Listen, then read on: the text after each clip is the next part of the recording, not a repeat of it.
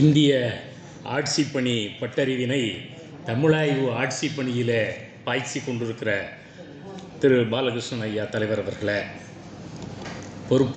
பொறுப்பு இயக்குனர் கோபிநாத் ஸ்டாலின் அவர்களே, எங்களுக்கெல்லாம் தொலைபேசி அழைத்து ஒருங்கிணைத்து நேர காப்பாளராக நெறிப்படுத்தி கொண்டிருக்கக்கூடிய முனைவர் சுசிலாமையார் அவர்களே, இங்கே இந்த அவயத்திலே வந்திருக்கக்கூடிய ஆண்டறிந்தடங்கிய கொள்கை சார்ந்தவர்களாக இருக்கக்கூடிய அறிஞர் பெருமக்களே, துறை பேராசிரியர் பெருமக்களே, காலையிலிருந்து சோர்ந்து போகாமல் அமர்ந்திருக்கக்கூடிய மாணவர் நண்பர்களே, உற்று நோக்காளராக வந்திருக்கக்கூடிய அறிஞர்களே, அத்தனை பேரையும் வணங்கி மகிழ்கிறேன்.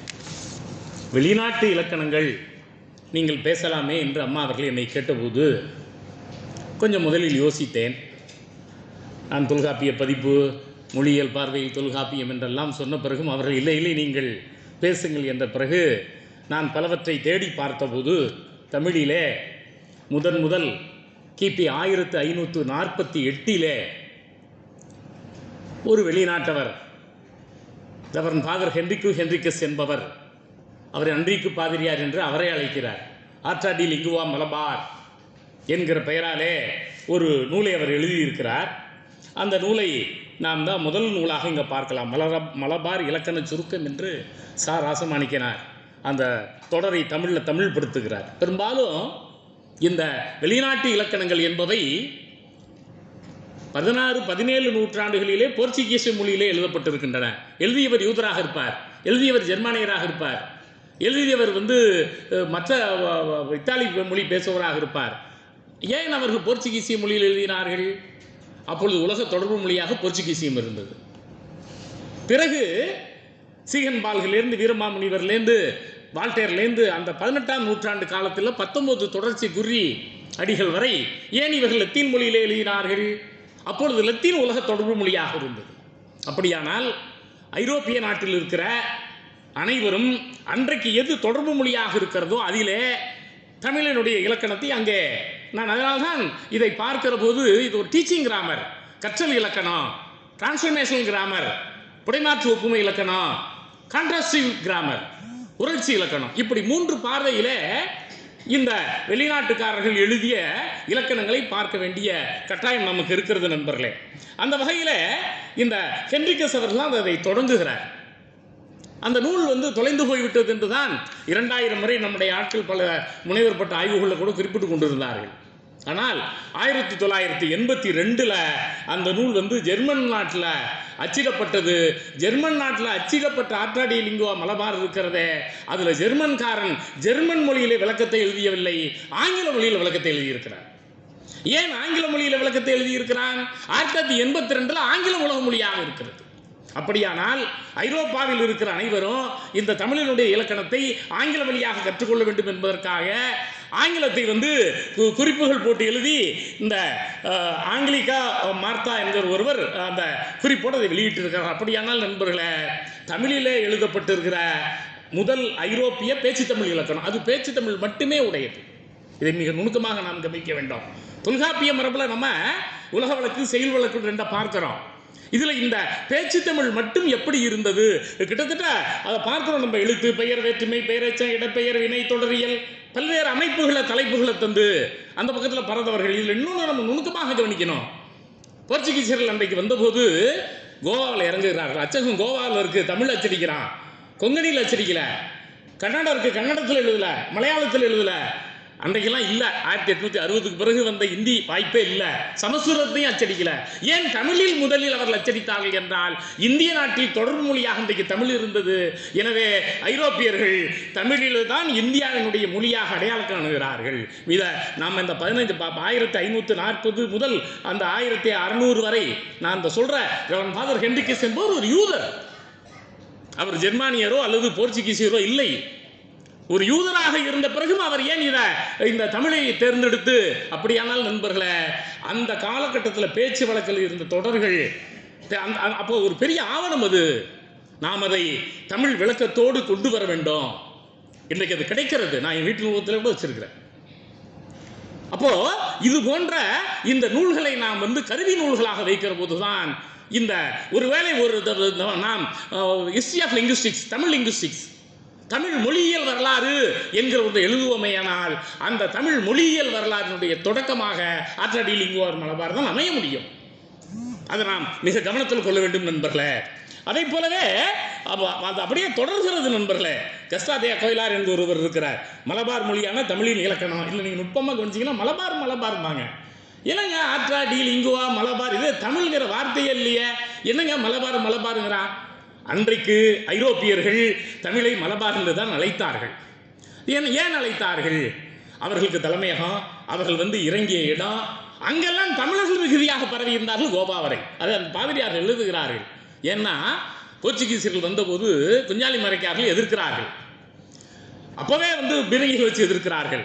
ஏன்னா அவங்க ஒட்டுமொத்தமாக கப்பலை கருத்து விட்டு கீழே கொண்டாங்க. அப்போ அந்த போர்ப்படைகளை தமிழர்கள் இருந்தார்கள். அப்போ கோவா முதல் இந்த பக்கம் ரங்கூன், இந்த பக்கம் தாய்லாந்து வரை அந்த போர்ப்படையில் இருந்தவர்களும் தமிழர்களாக இருந்தார்கள்.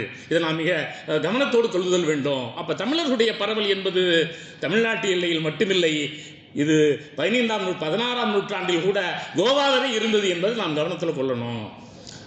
அப்போ இந்த மலபார் மொழியான தமிழின் இலக்கண சுருக்கம் என்பதை கஸ்பார் தகோசா கோயிலா அவர்கள் எழுதுகிற போது 1619 அவர் கொழும்புல இருந்திருக்காரு, சாந்தோம்ல இருந்திருக்காரு, கேரளா கொச்சியில் வாழ்ந்திருக்கிறார். அவர்களுடைய அம்பலக்காடு தான் அவங்களுடைய செமினரி குருத்துவ கல்லூரியாக இருந்த இடம். அங்கே தமிழாசிரியர்களை வைத்து தமிழ் சொல்லி கொடுத்திருக்கிறார்கள் அன்றைக்கு அந்த பாதிரிமார்களுக்கு என்பதை நாம் கவனத்தில் கொள்ள வேண்டும் நண்பர்களே. இப்படி இந்த ஆற்றா தமிழ் இன்ஸ்டிடியூட் லிங்குவா மலபார் இருக்கிறதே, இந்த நூல் கோவாவில் கூடிய ஆவண காப்பகத்திலும் போர்ச்சுகல் நாட்டினுடைய லிஸ்பன் தலைநகரத்திற்கு கூடிய தேசிய நூலகத்திலும் இருப்பதாக பல்வேறு ஐரோப்பிய அறிஞர்கள் குறிப்பிடுகிறார்கள்.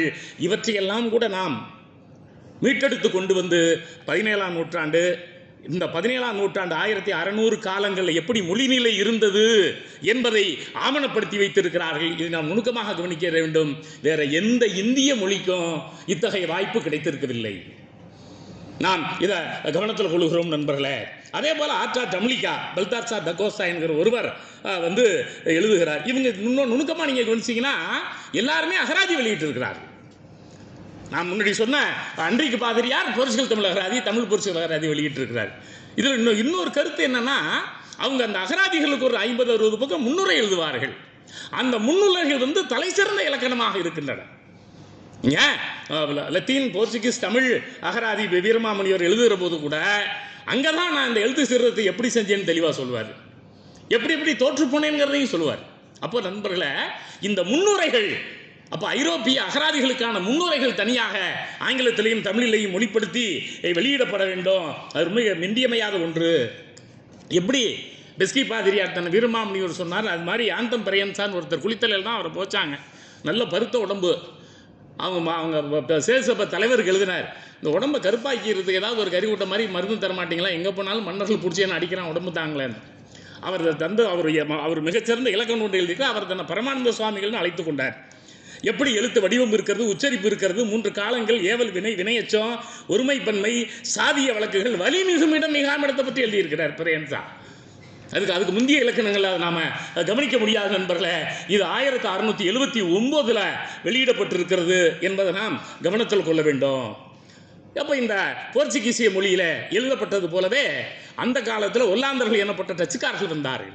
பால்தே, நீங்கள் மீனாட்சி சுந்தரனார் வெளியிடக்கூடிய contribution of European scholars to Tamil நூலில் இதுதான் முதல் இலக்கணம்னு சொல்லுவார், அந்த பால்தேவுடைய இலக்கணத்தை. ஆனால் அதுக்கு முன்னாலேயே நாங்கள் இந்த இலக்கணங்கள் இருக்கின்றன என்பதை நாங்கள் கவனப்படுத்த விரும்புகிறேன். இப்போ இந்த பார்த்தலமி சீகன்பால் இருக்கிறாரே, அவர் ஜெர்மன்காரர். ஏன் லத்தீனில் எழுதினார்? இந்த இலக்கணத்தினுடைய தனித்தன்மை என்ன, அல்லது சீகன்பால்கு காலத்தில் தொல்காப்பியத்தினுடைய நிலை என்ன? கேட்லாக் ஆஃப் தமிழ் புக்ஸ்னு சொல்லி ஒரு பெரிய பட்டியல் உங்களுக்கு தெரியும். அவர் அந்த ஜெர்மன் நூலகத்தில் வச்சிருக்கிறார். அதில் முதல்ல தொல்காப்பியத்தை தான் எழுதுறார். மிக கடினமான நூல், கற்பிப்பதற்கு ஆட்கள் இல்லை, மிகச்சிறந்த நூல் என சொல்லுகிறார்கள். ரொம்ப பழமையானது. அது ஒரு பெரிய செய்தி. இவர் ஒரு பெரிய அரசர் என கூறுகிறார்கள். தொல்காப்பியர் என்பவர் ஒரு பெரிய மன்னராக வாழ்ந்திருக்கிறார். அந்த மன்னர் எழுதியது இந்த நூல் என குறிப்பிடுகிறார்கள் என்றெல்லாம் அவர் எழுதியிருக்கிற போது தொல்காப்பியத்தை பற்றி 1717 காலங்கள் என்ன மாதிரியான ஒரு கருத்தியல் இருந்தது என்பதை சீகன்பால் அவர்களுடைய இந்த இலக்கணத்திலிருந்து நாம் நுணுக்கமாக கவனிக்கிறோம் நண்பர்களே. சீகன்பால் கிட்ட என்ன ஒரு மாற்றம் இருக்கிறதுன்னு பார்த்தீங்கன்னா, அன்றைக்கு பாதிரியார் வந்து ஆனா ஆவண்ணா ஈனா ஈயன்னான்னு நம்ம இந்த எப்படி அகரம் ஆகாரம் சாரியை எழுத்து சாரியை சொல்லுகிறோமோ இந்த நான் வண்ணாங்கிற சாரியை போட்டு எழுதுவார். இவர் என்ன பண்றாரு ஆ இ உ என்று எழுதுகிறார். அந்த அது மாதிரி நிறைய வேறுபாடுகள் எனக்கு காலதாமதமாகங்கிறதுனால நான் விரைவாக சென்று விடுகிறேன் நண்பர்களே. சீகல் பாண்டுகளுடைய இலக்கணமும் இந்த அப்சர்வனா கிராமட்டிக்கா கிறிஸ்டோபர் தியோடர் வால்டருடைய இலக்கணமும் நம்முடைய ஓரியண்டல் லைப்ரரியில் இருக்குங்க. மாணவர்கள் நிறைய இருக்கிறீர்கள். நீங்கள் இந்த மாதிரியான நூல்கள் எங்கு இருக்கின்றன என்பதை தெரிந்து வைத்திருக்க வேண்டும். மெக்கன்சி தொகுப்பு அந்த காலத்தில் அரசாங்கம் விலை கொடுத்து வாங்கியது. பல லட்சங்கள் கொடுத்து வாங்கிச்சு. நீங்கள் கோடிக்கணக்கு. நீங்கள் சென்னை நூலகத்துக்கு பள்ளிகளில் நூலகத்துக்கு போனீங்கன்னா அங்கே ஓரியண்டல் லைப்ரரி கீழ்த்திசை நூலகம்னு ஒன்று இருக்குது. அந்த கீழ்த்திசை நூலகத்துக்கு உள்ளே போனீங்கன்னா நான் அங்கே தான் அந்த படிகள்லாம் 2-3 படிகள் எடுத்தேன் 1990களில் என்னுடைய முனைவரப்பட்ட ஆய்வுக்காக அலைந்த காலங்கள். அதனால் மாணவர்கள் இந்த மாதிரி நூல்கள் எங்கே கிடைக்கின்றன என்பதை பற்றிய புரிதலும் மாணவர்களுக்கு இருக்க வேண்டும் நண்பர்களே. அப்போ இந்த அப்சர்வனா கிராமட்டிக்கா கிறிஸ்டோபர் தியோடர் வால்டர் எழுதிய இலக்கணம் இருக்கிறதே மிகச்சிறிய இலக்கணம் தான். ஆனால் மிக நுட்பமான நன்னூல் விதிகளை குறிப்பிடுகிற இலக்கணம். அதுதான் அந்த காலகட்டத்தில் ஒரு கருத்தை சொல்லுகிறது. இந்த தமிழ் மொழி சமஸ்கிருதம் இல்லாமலே தனித்து இயங்கக்கூடிய ஆற்றல் வாய்ந்தது என்கிற கருத்தை 1728 குறிப்பிடுகிறார்கள். இதை நாம் மிக நுணுக்கமாக கவனிக்கிறோம் நண்பர்களே. கிண்டஸ்லி அவர் தான் அந்த Asiatic Journal, Royal Asiatic Journal இருக்கே, அதில் வந்து தமிழ் இந்த மொழி குடும்பங்களை பற்றி முதல்ல எழுதியவர். ஜோன்ஸுக்கும் அவருக்கும் கருத்து முரண்பாடுகள் வருகின்றன. அப்புறம் 1795 லண்டனில் போய் ஸ்பெசிமென் ஆஃப் ஹிந்து லிட்ரேச்சர் அப்படின்னு சொல்லிட்டு திருக்குறள் நம்ம தமிழில் இருக்கக்கூடிய அத்தனை எடுத்து ஆங்கிலத்தில் வெளியிட்டவர் கிண்டஸ்லி. அப்போ ஜோன்ஸ் இறந்துடுறார்.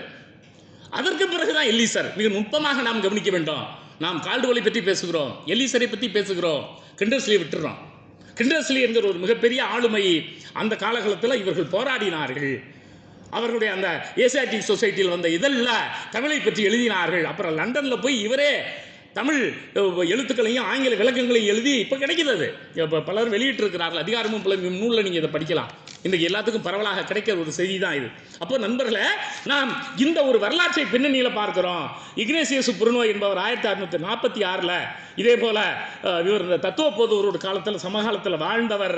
இலக்கண கலைச்சொற்களை விலக்கி எழுதியிருக்கிறார். அதையும் கூட இந்த பேச்சு தமிழ் வரிசையில் அல்லது இந்த மொழியியல் வரலாற்றில் நாம் கவனத்தில் கொள்ள வேண்டும். நீங்கள் உலக தமிழ் ஆராய்ச்சி நிறுவனம் வெளியிட்டிருக்கிற சவேரியார் அவர்கள் வெளியிட்டிருக்கக்கூடிய பிரெஞ்சு அறிஞர்களுடைய அந்த பட்டியலில் அந்த புத்தகத்தில் பல நூல்கள் கிட்டத்தட்ட 30க்கும் மேற்பட்ட இலக்கண நூல்கள் பிரெஞ்சு மொழியில் எழுதப்பட்டிருப்பதாக நாம் பார்க்கிறோம் நண்பர்களே. அதில் இந்த வின்சான், ரொம்ப புகழ்பெற்ற அறிஞர் ஜூலியன் வின்சான், காரைக்காலே பிறந்தவர். அவங்க அப்பா ஒரு அதிகாரி. அதனால நல்ல தாய்மொழியை போல தமிழை பேசக்கூடியவர் இவர். இவரும் ரொம்ப நுட்பமாக அந்த பிரெஞ்சு தமிழ் அகராதியையும் ரொம்ப நுட்பமாக இந்த உரட்சி இலக்கணத்தையும் ஒரு தனியாக இந்த உரட்சி இலக்கண வரலாறு பேசப்பட வேண்டும் நண்பர்களே. அப்போது இந்த 1900 வரை, ஏன் 1840களில் குருவினுடைய அகராதி லத்தீன் தொடர்றது ஒரு கதையை நாம் பார்க்குறோம். இப்போது ஆங்கில இலக்கணம் ஃபெப்ரிஷியஸ் எழுதுகிறார். நீங்கள் நுணுக்கமாக கவனிச்சிங்கன்னா அவரும் மலபாரிக்கான் தான் எழுதுகிறார். டிக்ஷனரியே மலபாரிக்கா தமிழ் இங்கிலீஷ் டிக்ஷனரின்னு தான் போட்டிருப்பார். மலபார் மொழி இங்கிலீஷ் அகராதி. நான் கல்கத்தாவில் தேசிய நூலகத்தில் போய் பார்த்தப்போ அதை அந்த மலையாளம் பிரிவில் வச்சுருந்தாங்க. ஏன்னா இதை மலையாளம் பிரிவில் வச்சுருக்கீங்களா? அப்புறம் அவங்கள கேட்டப்போ ஆமாம் மலபார் மலையாளத்தில் தானே இருக்குது அப்படின்னாங்க. முழுக்க தமிழ். அப்போது இந்த நுட்பத்தை நாம் கவனித்துக் கொள்ள வேண்டும் நண்பர்களே. காரணம், அன்றைக்கு அவர்கள் அம்பலக்காட்டில் பிரசவிச்சிருந்தப்பவும், புன்னைக்காயில் பிறகு வச்சப்பவும், கோவாவில் அவங்க பிரச்சு வச்சப்போ, அதுக்கு முன்னால் கார்த்தில்லா அங்கேயே லிஸ்பன்லேயே போய் நான் கடவுளை விசுவசிக்கிறேன் அப்படின்னு ரோமானி எழுத்தில் நல்ல தடித்தா சிவப்பு எழுத்துலையும் 1551 அது தமிழ் வந்து முதல்ல தமிழ் எழுத்தில் அச்சேரல. தமிழ் முதல்ல ரோமானி எழுத்தில் அச்சேரிச்சு. அப்போ அந்த காலகட்டத்திலும் நாம் பார்க்கிறோம் நண்பர்களே. இங்கேருந்து ஆச்சாமணின்னு ஒரு ஆசாரியை கூட்டிகிட்டு போய் கல் இது அச்சு, அந்த கட்டை அச்சு செஞ்சு அதில் தான் அவர்கள் அந்த காலத்தில் அச்சிடுகிறார்கள். இந்த தன்மையில் இவர்கள் எழுதியிருக்கக்கூடிய இந்த நூல்கள் நாம் ஆவணப்படுத்த வேண்டும். இனி நாம் இந்த ஆங்கில வரிசையில் நிறைய நூல்களை பார்க்கிறோம். நாம் சொன்ன இந்த ஜோகன் பிலிப் பெட்ரிஷியஸுடைய இலக்கணம் இருக்கிறதே 1778 அச்சிடப்படுகிறது. ஆங்கிலத்தில் தான் எழுதப்பட்ட முதல் இலக்கணம். தமிழை பற்றி ஆங்கிலத்தில் எழுதப்பட்ட முதல் இலக்கணமாக நாம் அதை பார்க்கிறோம் நண்பர்களே. பிறகுதான் கால்கிறாள், பிறகுதான் ரேனியஸ், பிறகுதான் மற்றவர்களெல்லாம். இதில் ராபர்ட் ஆண்டர்சனுடைய இலக்கணம் நாம் குறிப்பிட்டு கவனிக்க வேண்டிய ஒன்று. அவர் இங்கிருந்து அங்கே போயிடுறார். ஐஏஎஸ் அந்த இங்கே பணியை முடிச்சுட்டு அங்கே போய் அங்கே தமிழ் ஸ்கூல் நடத்துகிறார். கிராமர் தமிழ் ஸ்கூல்னு சொல்லி லண்டனில் நடத்தி அங்கேருந்து இந்தியாவுக்கு வரக்கூடிய அதிகாரிகளுக்கு தமிழை சொல்லிக் கொடுத்தவர் இந்த ஆண்டர்சன். ஆகையினாலே இந்த 1806 உரிமையியல் நீதிமன்ற நீதிபதியாக இங்கு அவர் இருந்திருக்கிறார். அவர் ரொம்ப ரொம்ப விளக்கமாக எழுதியிருக்கிறார். இந்த புத்தகத்துக்கு அவர் பேரே ஒரு 6 வரி வருது. Rudiments of Tamil grammar with the rules of Koduntamil or the ordinary dialect and introduction to Sentamil or the elegant dialect of language அப்படின்னு அந்த புத்தகத்துக்கு தலைப்பு போடுறார். போட்டு அந்த புத்தகத்தை வெளியிடுறார். அப்போ இந்த டைக்ளோசியா இரட்டை வழக்கு தன்மை இதை நுட்பமாக இவர் பிடிக்கிறார். இது நீங்கள் இடையில இன்னொரு கருத்தை நம்ம கவனிக்கணும். இன்றைக்கு மொழியியலாளர்கள் தமிழில் இரட்டை வழக்கு இருக்கிறது, டைக்ளோசியா இருக்கிறது என்கிறார்கள். வீரமாமுனிவர் ட்ரைக்ளோசியா இருக்கிறது என்கிறார். அதென்ன டைக்ளோசியா இல்லாமல் ட்ரைக்ளோசியா? கொடுந்தமிழ் கலோக்கியல் டயலெக்ட், செந்தமிழ் ஸ்டாண்டர்ட் டயலெக்ட், கிளாவிஷ் லிட்டரரி டயலெக்ட். ரொம்ப நுணுக்கமாக கவனிக்கணும். பிளாட்ஃபார்ம் தமிழ் இருக்கு நண்பர்களே, நலமாக இருக்கிறீர்களா? That is not literary dialect, அது ஸ்டாண்டர்ட் டயலெக்ட். தமிழ் நல்லா இருக்கியாப்பா? Colloquial dialect. ஆமாம். அதே நேரத்தில் எப்படி இந்த இலக்கிய வழக்கு இருக்கிறது, இன்னும் இந்த கிளாவிஷ் வந்து லத்தீன் மொழியில் இருக்கிறது. தந்தை சார் ராசமாணிக்கர் அவர்கள் ஆங்கிலத்தில் மொழிபெயர்த்தார்கள். நான் அதில் எழுத்ததிகாரத்தை மட்டும் தமிழில் சில ஆங்கில லத்தீன் பாதிரியாக வைத்துக்கொண்டு மொழிபெயர்த்து ஏலாக்குறிச்சியில் இருக்கக்கூடிய திருத்தலத்திலிருந்து வெளியிட்டார்கள் கிளாவிஷை. இந்த தொன்னூல் இந்த கிளாவிஷை பற்றி நம்ம நிறைய பேச எனக்கு இங்கே நேரம் இல்லை. நான் வந்து அப்படி மேலோட்டமாக கடந்து செல்ல விரும்புகிறேன்.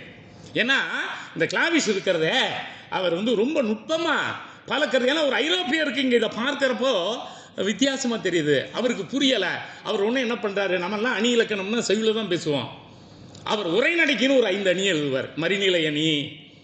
எனக்கு தெரிந்து தமிழ் இலக்கண வரலாற்றில் உரைநடைக்கு தமிழில் அணி எழுதி அதை கிளாவிஷ்லையும் எழுதுறாரு. இது ப்ரோஸில் இந்த அணி இருக்குது அப்படின்னு சொல்லி. இப்படி அது மட்டும் இல்லை நண்பர்களே, அவர் கண்டென்ட் ஆஃப் த லிட்ரேச்சர் தான் பொருளுங்கிறார். பொருள்னா அகப்பொருள் புறப்பொருள் மட்டும் இல்லை, அகப்பொருள் புறப்பொருள் ஒன்று. ஒரு கருத்தை எப்படி பேசணும், ஒரு கருத்தை எப்படி எழுதணும் இலக்கியத்தில். அதனால் நீங்கள் தொன்னூல் விளக்கம் பொருளதிகாரத்தை படிப்பீர்களே, ஆனால் நீங்கள் பல நுட்பங்களை பார்க்க முடியும். அதற்கு காரணம் அவருடைய ஐரோப்பிய பார்வையில் அவர் பார்த்திருக்கிறார் என்பது நீங்கள் கவனத்தில் கொள்ள வேண்டும் நண்பர்களே. 19ஆம் நூற்றாண்டில் எழுதப்பட்ட அயலக இலக்கணம் என நான் இதை சொல்லுவது விசாகப்பட்டினத்தில் இது வெளியிடப்பட்டிருக்கிறது. இந்த இலக்கணம் தமிழ் இலக்கண தெளிவு என்பது பெயர். டேவிட் ஜோசப் தாவீது யோசேப்பு என்கிற ஒரு இன்ஸ்பெக்டர் ஆஃப் ஸ்கூல்ஸ். அப்போ விசாகப்பட்டினம் தான் தமிழ்நாட்டில் இருக்கக்கூடிய அனைத்து பள்ளிகளுக்கும் பள்ளிக்கூடத்து இன்ஸ்பெக்டர் இருந்தார். அப்போ 4th ஃபார்முக்கு அவர் இந்த புத்தகத்தை எழுதியிருக்காரு. கிட்டத்தட்ட 466 பக்கம் மும்மொழி இலக்கணமாக இருக்கிறது. தமிழ், சமஸ்கிருதம், ஆங்கிலம் ஒன்றுலையும் பாசையின் வரலாறு, தமிழ் நூல்களின் வரலாறு, கிட்டத்தட்ட ஒரு இலக்கிய வரலாறு, மொழினா என்கிற பற்றிய மொழி வரலாறு, இதை பற்றிலாம் பாசை சரித்திர சுருக்கம், மரபிலக்கணம் என்றெல்லாம் சொல்லி தமிழ் இலக்கண வரலாற்றில் தமிழ் இலக்கண தெளிவு ஒரு தனித்தன்மை வாய்ந்ததாக இருக்கிறது. அதுவும் கூட அச்சிடப்பட வேண்டும், நூலகங்களில் கிடைக்கிறது. இதை நாம் கவனத்தில் கொள்ள வேண்டும். ஆக நண்பர்களே, இந்த வெளிநாட்டவர்கள் எழுதியிருக்கக்கூடிய இலக்கணங்களில் போர்ஜஸ்கிற ஒரு பாதிரியார் எழுதியிருக்கக்கூடிய இலக்கணம் மிக சிறப்பாக இருக்கிறது நண்பர்களே. அவருடைய அகராதி முன்னுரைகள் பிரெஞ்சு தமிழ் அகராதி, தமிழ் பிரெஞ்சு அகராதி, இது பிரெஞ்சு மொழியில் எழுதப்பட்டிருக்கக்கூடிய இலக்கணம் நண்பர்களே. 1719 வந்து இந்த சமஸ்கிருத சொற்களுக்கெல்லாம் இணையாக சொல்லிட்டு சொல்றார். இவர் ஹீப்ருவை கற்றுக்கொள்வதை விட தமிழ் கற்றுக்கொள்வது சிரமம். இவர்கள் அங்கங்கே ஒப்பிட்டு சொல்வார்கள். நமக்கு சில நேரங்களில் வினோதமாக இருக்கும். நம்ம ஐரோப்பிய மொழிகளில் எஃப்பும் டியும் இல்லாம்பாங்க. பெருமாமணியவர் கொடுந்தமிழ்ல எழுதுவார். நம்மளாம் நினச்சிக்கிட்டு இருக்கோம் ஐரோப்பிய மொழிகளில் எஃப் இருக்கு, அதனால தான் பேத்தர்ம்பாங்க. PATHER பேத்தர் தான் பாதிரின்னு வரும் தமிழில். அங்கே வந்து எஃப் கிடையாது லத்தீனில், போர்ச்சுகல் மொழியிலெல்லாம். அதே போல் டி கிடையாது. டாவை எழுதுகிறப்ப என்ன எழுதுவார், கடற்கொள்ளைக்காரர்களாகிய இங்கிலீஷ்மன் பேசுகிற வளைனா ஒளி டி அப்படிம்பார், டாம்பார். இதை நாம் கவனத்தில் கொள்கிறோம் நண்பர்களே. இப்போது சில பரிந்துரைகளை மட்டும் சொல்லிவிட்டு நான் முடித்து விடுகிறேன். அயலக தமிழ் இலக்கண கலைக்களஞ்சியம் அல்லது அயலக தமிழ் இலக்கண களஞ்சியம் நுட்பமாக நமக்கு தேவையாக இருக்கிறது. அடுத்தது இலக்கண கலைச்சொல் அகராதி. நீங்கள் இலக்கண பெயர் அகராதி கோபாலையர் போட்டிருக்காருன்னா உரையாசிரியர்களுக்கு தான் தொகுத்து போட்டிருக்காரு, அவ்வளோதான். எளிமையாக 2 வரி 3 வரியில். இப்போ நான் உங்களுக்கு புரியுற மாதிரி சொல்லணும்னா வினை எஞ்சு கிளவி, பெயர் எஞ்சு கிளவி, பெயர் நிலை கிளவி, இப்படி தான் தொல்காப்பியம் சொல்லும். என்ன பெயர் நிலை கிளவி? ஒரு மாணவன் நன்னூல் படிச்சுட்டு தொல்காப்பியம் படிக்க போகிறப்போ இந்த தொல்காப்பிய இலக்கண கலைச்சொல் அகராதி என்கிற ஒன்று இருக்குமே, ஆனால் dictionary of grammatical technical terms or dictionary of Tolkappiyam grammatical technical terms என்கிற ஒன்று தனியாக இருக்கிற பட்சத்தில் மாணவர்களுக்கு எளிமையாக இருக்கும். அடுத்து வாழும் தொல்காப்பிய கூறுகள். இந்த இடப்பெயர்களை பற்றி நிறைய ஆராய்ச்சிகள் வந்தன. நான் இப்போ சமீபத்தில் செவியல் கூறுகள்னு அரியலூரில் பேசினேன். மலத்தாங்குளம்னு ஒரு ஊர். என்னடா ஒரு ஊரில் மலம்னு பேர் வச்சுருக்கானேன்னு எனக்கு ஒரு அதிர்ச்சி. ஏன் இப்படி பேர் வச்சுருக்கான் மலத்தாங்குளம்னு? அத்து சாரியை தெரியுது, ஆண் வேற்றுமை உருவு தெரியுது. நீங்கள் வந்து மலம்னா என்னன்னு பார்த்தா செவியல் இலக்கியத்தை 20 இடத்துல வண்டல் மண் வருது. அப்படியானால் நண்பர்களே, நாம் நம்முடைய ஊர் பெயர்களை ஆராய்ச்சி செய்ய வேண்டுமே ஆனால் செவியல் காலத்துக்கு போகணும், செவியல் காலத்து மொழி தெரியணும். ஆகையினால தமிழ் வந்து செவியல் காலத்து தமிழ் இன்றைய தமிழ் இல்லை, செவியல் காலத்து தமிழ் தனித்தன்மை வாய்ந்தது. இதை நான் நுணுக்கமாக சாதாரணமாக பூலாங்குளத்து பட்டியலும் போட்டிருக்கான். அம்சாரி இருக்குது, அத்துசாரியே இருக்குது, புல் தாவர பெயர் இருக்குது. அப்போது இது வந்து தொல்காப்பியத்தில் நீங்கள் வந்து புணரியல்லேருந்து தொகை மரபுலேருந்து உருவியல்லேருந்து உயிர்மயங்கள்லேருந்து புள்ளிய மையங்களையும் பேசுகிற சாரியைகள் வாழ்கிற ஒரு தன்மையை கவனிக்கிறோம். நான் நேரம் கருதி இவற்றையெல்லாம் கடந்து செல்கிறேன். நுணுக்கமாக இந்த செவியல் கூறுகள் இருக்கிற தன்மையை நாட்டுப்புற பாடல்கள் பழமொழிகள் இவற்றையெல்லாம் கொள்ள வேண்டும் நண்பர்களே. இதில் ஜி.யு. போப் அவர்களுடைய நன்னூல் உரை, ஜி.யு. போப் அவருடைய 7 இலக்கணங்கள் தனியாக பேச வேண்டும். காலம் கருதி நான் கடந்து செல்கிறேன் நண்பர்களே. அதே போல் செவியல் இலக்கியம் இடம்பெறுகிற தொல்காப்பிய கூறுகள், அப்புறம் மீட்டுருவாக்க இலக்கணங்கள்னு ஒரு தலைப்பு நான் கொடுத்துருக்கேன். தொல்காப்பிய பூங்கா மாதிரி. அல்லது 20ஆம் நூற்றாண்டில் பலரும் இன்றைக்கு எழுதியிருக்கார்கள். இப்போ இன்னைக்கு வந்து தமிழ் காப்பியம் வந்துருச்சு, புது காப்பியம் வந்துருச்சு. நீங்கள் அப்பாஸ் மந்திரின்னு ஒருத்தர் புது காப்பியம் எழுதியிருக்காரு. தென்னூல் வந்துருச்சு. நீங்கள் தென்னூலில் வந்து ஆங்கில எழுத்துக்களை தமிழ் எப்படி எழுதுறதுன்னு அப்போ பாலசுந்தரம் ஐயா மட்டும் இல்லை, அதுக்கப்புறமா பைந்தமிழ் வடிவத்தில் பா இலக்கணம் நீங்கள் தெரியான சம்பந்தம் ஐயா இருக்கார், அவருடைய திட்டக்கட்டுரையில் கொடுத்துருக்கிறது என் நூலகத்திலிருந்து 10 நூல்களை கொடுத்து விட்டேன், எழுதுங்கண்ணே. அப்போது இந்த புதிய இலக்கணங்களையும் நாம் கவனிக்கணும். காப்பிய காலந்தோறும் காப்பியங்களை தொல்காப்பிய கூறுகள். அடுத்தது தொல்காப்பியத்துக்கு ஒரு மொழியியல் உரை வேண்டும். பிறப்பியலா அதில் வந்து ஃபொனட்டிக்ஸ் டேர்ம்ஸை போட்டு தமிழ் இது வந்து இப்படி இப்படி இருக்கணும். மொழிமரபு நூன்மரபா, அந்த மொழிமரபுக்கும் நூன்மரபுக்கும் சொனாலஜி நீங்கள் வந்து ஒலியன் கலைச்சொற்களை போட்டு உரை வரணும். அதே போல் கிளவியாக்கத்துக்கு தொடரியல், அதே போல் செமாண்டிக்ஸ் வேற்றுமை மையங்களுக்கு பொருண்மையியல் கலைச்சொற்களை போட்டு தான் அதுக்கு உரை எழுதணும். அப்படி எழுத்ததிகாரத்துக்கும் சொல்லதிகாரத்துக்கும் மொழியியல் உரையும், பொருளதிகாரத்துக்கு இலக்கிய திறனாய்வு சார்ந்திருக்கிற கலைச்சொல் போட்ட உரையும் வர வேண்டியது காலத்துடைய தேவை என இங்கே நான் சுட்டிக்காட்ட விரும்புகிறேன். உலக தமிழ் இலக்கண வரலாறு எழுதப்படுவது நல்லது. தமிழ் இலக்கண உரை வரலாறு தனியாக எழுதப்பட வேண்டும். தமிழ் மொழியியல் வரலாறு முன்னாடி நான் சுட்டி காட்டிட்டேன். தமிழ் ஒப்பிலக்கண உணர்ச்சி இலக்கண வரலாறு ரொம்ப பெரிய தலைப்பு நண்பர்களே. நீங்கள் சுசுமோனாயா பற்றி காலைல கூட சொன்னாங்க, ஜப்பானிய தமிழ் ஒப்பீடு. நீங்கள் ட்ரெவிடியன் லாங்குவேஜஸ் அண்ட் நேவாரி அப்படின்னு 1921 ஒரு ஐரோப்பிய பாதிரியார் 300 ஒரு புத்தகம் எழுதியிருக்கார். நேபாள் நாட்டில் இருக்கக்கூடிய நேவாரி மொழியில் அப்படியே திராவிட மொழி கூறுகள் இருக்கின்றன. இதெல்லாம் இந்த கான்ட்ராஸ்ட் லிங்குவிஸ்டிக்ஸில் தான் வருது. அப்போ வேற்றுமொழி குடும்பத்தை சேர்ந்த ஒரு மொழியில் எப்படி தமிழ் கூறுகள் இருக்கின்றன. அப்போ இந்த உணர்ச்சி மொழி இலக்கண வரலாறு என்கிற ஒன்று தனியாக உருவாகிற போது அது வந்து சிறப்பாக இருக்கும் என்கிற கருத்தை சொல்லி வாய்ப்பளித்த நிறுவனத்திற்கு நன்றி கூறி விடைபெறுகிறேன். நன்றி.